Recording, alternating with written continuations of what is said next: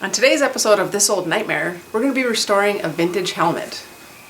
This is a Buco GT helmet from maybe the early 60s. There's no real date stamp inside there, so I'm not really sure what the era is. The shell is in great shape. There's nothing wrong with it. There are no cracks, no like chips, scuffs, anything to it. Of course these old helmets aren't up to the safety standards of a current helmet, and you're not even supposed to use helmets for more than a couple of years and then get rid of them and get a new one, I guess. But I collect vintage helmets because I have a vintage Harley Davidson. And where I live, we don't have a helmet law. So, even though they offer some protection, they're more of a stylish hat than anything, I guess. So here are a few of mine that I've restored. I've got others as well, but these are the ones that I've done so far. This one is an LAPD motor officer helmet, 1975 apparently. It was probably a 74 helmet or 73 even. I think that the those tags may be for 2 years out from the manufacturer date. I'm not really sure. If you know, please comment and let me know what how those are actually, what that means. This one was a total redo. I used like a faux leopard fur in there. This one I did for my husband for his birthday, but it's way, way, way too small for his noggin, and I was afraid that was going to happen when I bought it. I found this one on Craigslist, I think, and the woman mailed it to me, and it's an XL, but it's a kid's XL, and my husband is definitely not a kid's XL. So anyway, this one was in really nice shape. I did the pinstriping on it with one shot lettering enamel. I'm not a pinstriper, obviously, but for a first crack at it, it's not too bad. And then this one was a complete redo as well. And this one I used red crushed velvet inside there. And then another Fulmer full face. And that one I just did like stock velour inside that one. That's not anything real exciting. Then another Buco. And again, that one's got the faux fur interior. And for the top piece in this one, I used a t-shirt. And you can use t-shirts, bandanas, whatever. But whatever you use, try to choose a knit. You want to use something that has some stretch to it. I did another helmet that I used regular like cotton, like woven material, and it didn't hold up well. So you want something that has stretch. So a t-shirt is a good choice. A bandana, not quite as good, but it'll work. But the faux furs and the the velvets and all that kind of stuff, the crushed velvet, those are really good choices. They work really well. When you're doing the interior of these helmets, you can also tailor the fit. So if your helmet's a tad loose, you can add a little extra padding. Like this one's got way extra padding. You can see that's the original, and then a piece I added because this is an XL, like adult XL, and I have a little pellet head, and it was just way too big on the cheeks especially. So that has more padding. It looks kind of, I don't know, it looks alright, but it's actually, that goes that way. It's not ideal. This is going to be a redo helmet as well, so that's why I'm showing how to do it, how to disassemble it on this helmet. Okay, so when you're in here, your styrofoam thing, helmet, I don't know, whatever, the styrofoam inside there, sometimes they're glued, sometimes they're not. I guess it depends on how old the helmet is, but usually you can get them by working them back and forth like this, push top, bottom, left, right. You can kind of get it to start rocking inside there, and then once it's loose, like I've already broken this one free, but you can see how, I don't know if you can see how that moves in there. There's it's real loose in there. And these can be a real bear to get out of there, and you have to be careful not to break them in half, especially like old vintage helmets, because the stuff kind of gets brittle. Depending on people throw these things in their hot garages or in the attic in their car and whatever. They're just long forgotten. They don't care about them, so they get in bad shape. The shell of your helmet is generally plastic in these, so you can flex them. You can see how even the front here will move as you do that. So some of them you have to kind of squish together and shove the liner out like that, or sometimes to the side. It just depends on the helmet. Some are easier than others. Like this one is going to want to like scoot right out of there. But this is really all you kind of do. You work it up. And then, I mean, this one's coming out really, really easy. But you just kind of...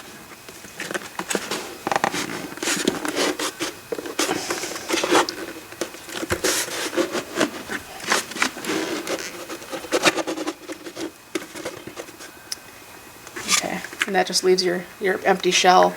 And these old helmets are almost always painted, or the graphic is on the inside of the shell.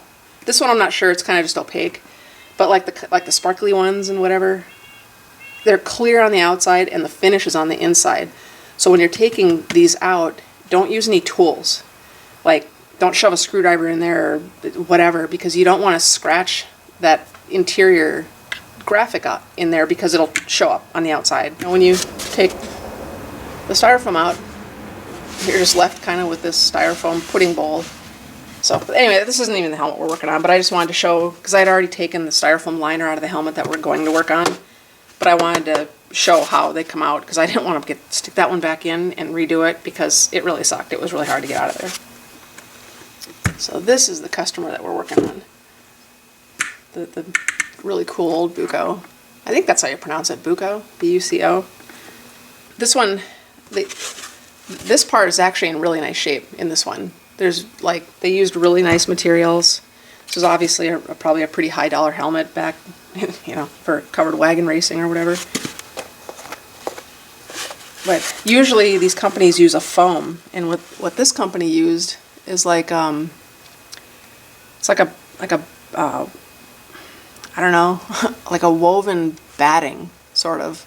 It's not foam, so it doesn't break down like these helmets typically do. The foam is what breaks down and makes them all gross. This one doesn't have that issue. So for this one, I'm just going to clean up this material, redo the top pad. So this actually is in good condition and it will be pretty much left alone. The problem with this helmet is, again, there's the cheek pads, but there's no padding at all. It's like completely flat. And this is, again, a little bit of odd for a helmet. It has a complete like earpiece.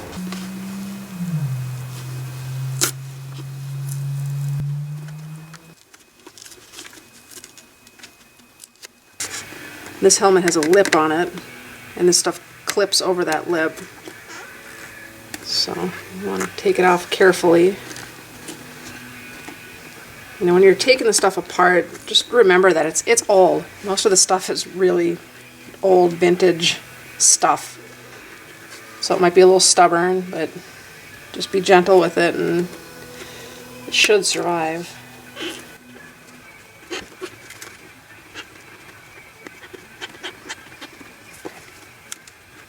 Every time I do these, I try to do the absolute least amount of takedown that I have to.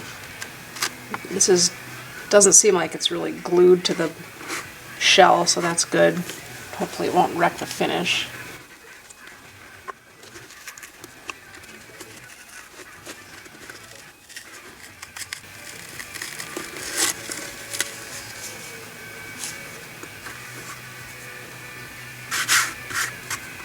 So this is the cheek pad, or well, the cheek fabric, I guess. It's kind of like heat welded the fabric to the backing. What I'm going to try to do with this, I really like to keep this original piece if I can. So the way the back of it is, or the way the whole piece is it's heat welded, and that's, you know, it must have been stamped out or whatever. And there's some slight padding in there, and obviously no padding left in here, but this is okay. So I think what I'm going to do is, I was able to open it up just a hair here, and I'm going to open it right along this seam here, and then make a new foam piece that goes in here, and I will glue it all back together, and then glue the whole works to the cardboard thing inside the shell of the helmet. think that'll work.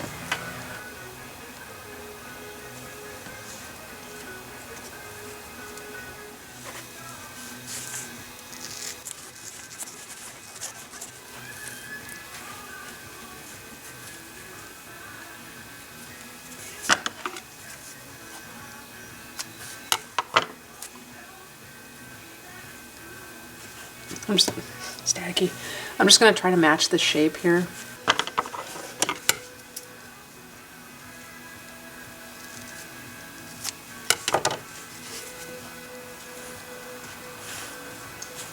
Cut it across there, rough it in.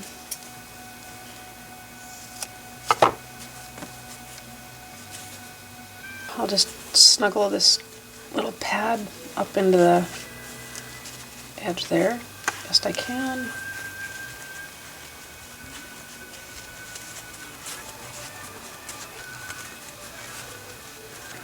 I'm going to glue this to that, but that's how it should look. You know, once everything is all squared up and settled in there. I think that'll be just right. The adhesive that I always use for these is 3M Super 77. And the key to making this stuff stick like properly is letting it tack out before you stick things together.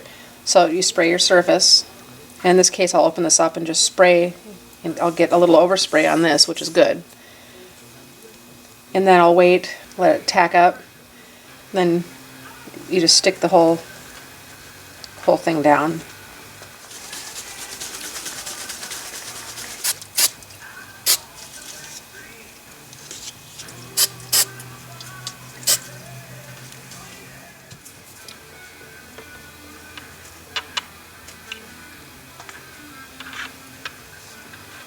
And just try to kind of place it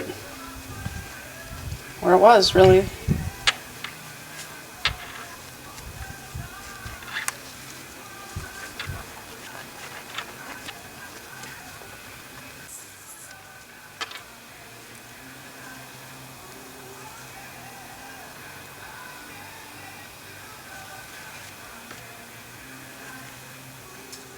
While I'm waiting for the cheek pads, the glue to cure, I'm just going to take some black spray paint. Doesn't spray all that great. Just dip a little brush in there. See a little, you know, daylight in there. I don't know if I'll be able to do this so you can see.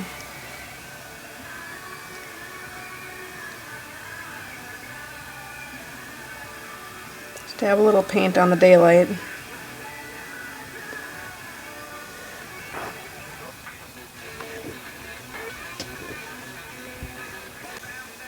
That's it. And then you shouldn't be able to see daylight through the top anymore.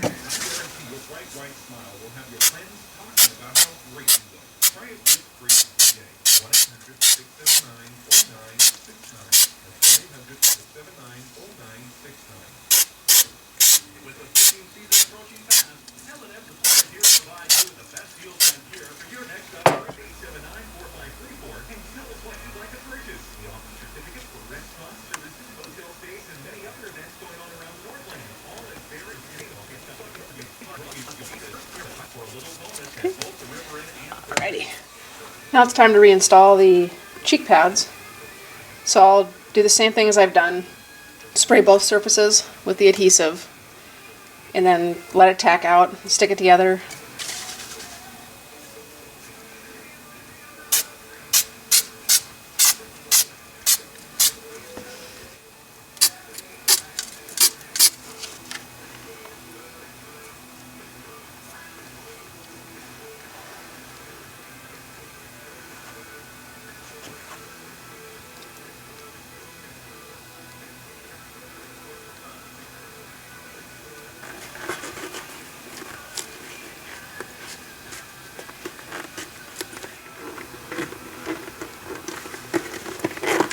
This trim will snap back into place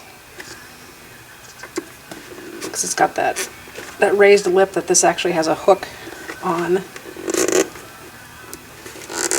Got to make sure it's over the edge that we just put in there. That looks good.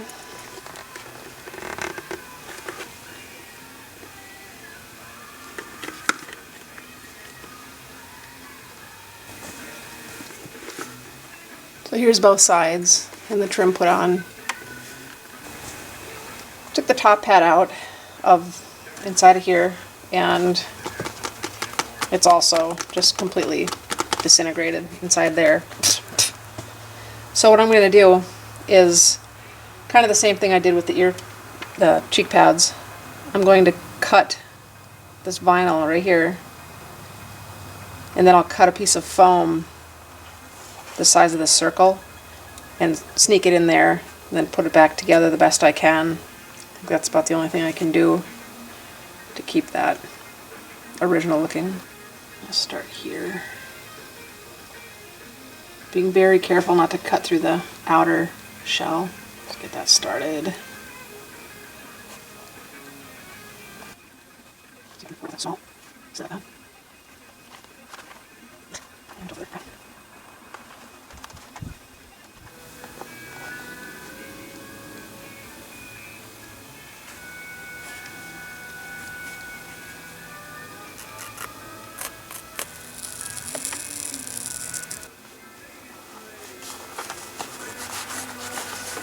See if I can sneak that in there.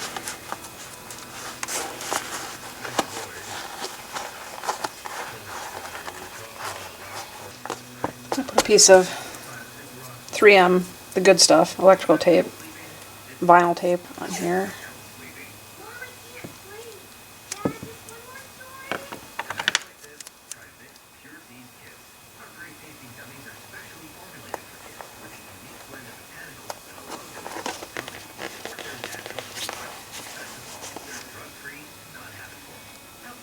That'll do. The way this is assembled, this has to go in, and then this top pad sits on top of it and, you know, hides the raw edge of this.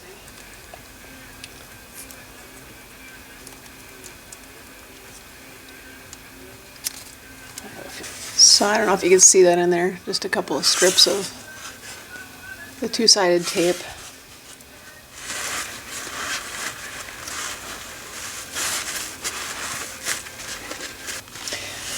Putting it on your noggin is a good way to seat the stuff, the liner.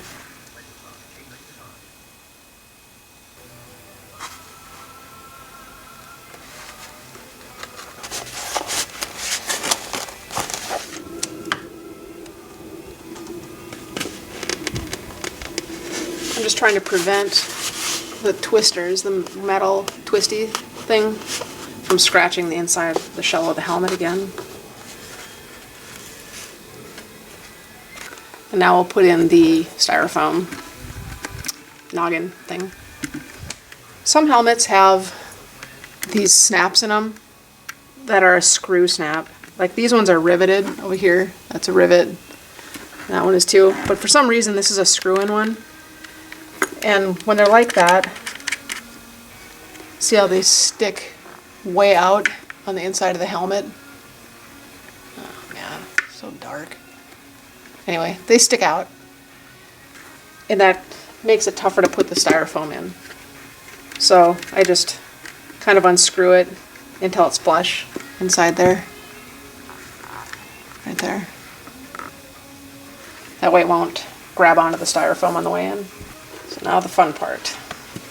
And there's really no like right way as far as I've ever known to do this. It sucks. No matter how you do it, it sucks. Sometimes you need one person, like another person, to actually pull the shell apart while you put the styrofoam in. And then when they let go, it grabs a hold of the styrofoam. But there's nobody here right now. My husband's at work, so I have to do the best I can.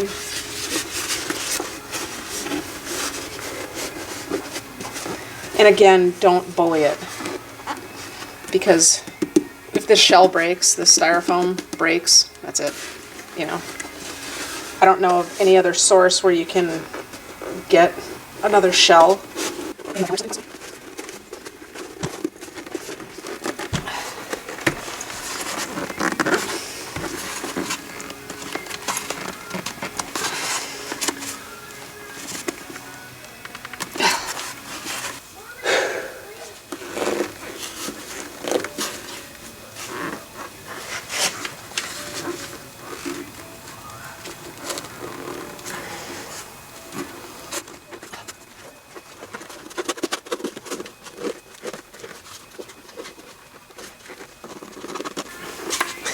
can see why the minor detail of the snap is really important. Get that out of the way, 'cause seriously, any little advantage you can get really helps. Dude, this is like such a workout.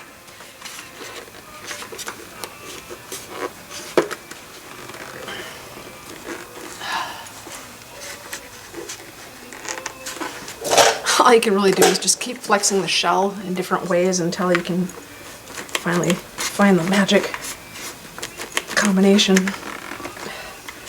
that will get it in there.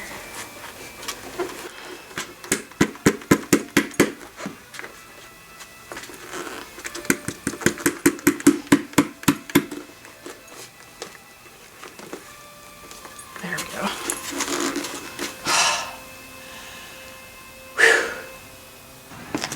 Okay, so we're finished. I'll tighten that down a little bit. There.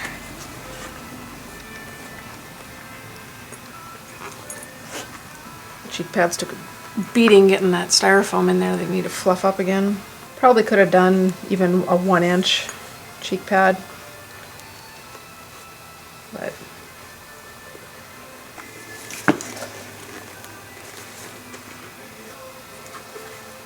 so there we go. It's all finished. And to look at this, you would never know that it was changed.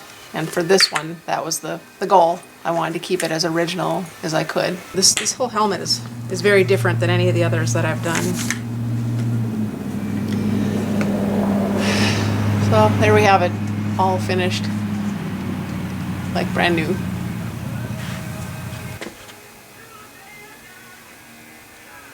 These are cool because you don't have like total like Princess Mushroom Head.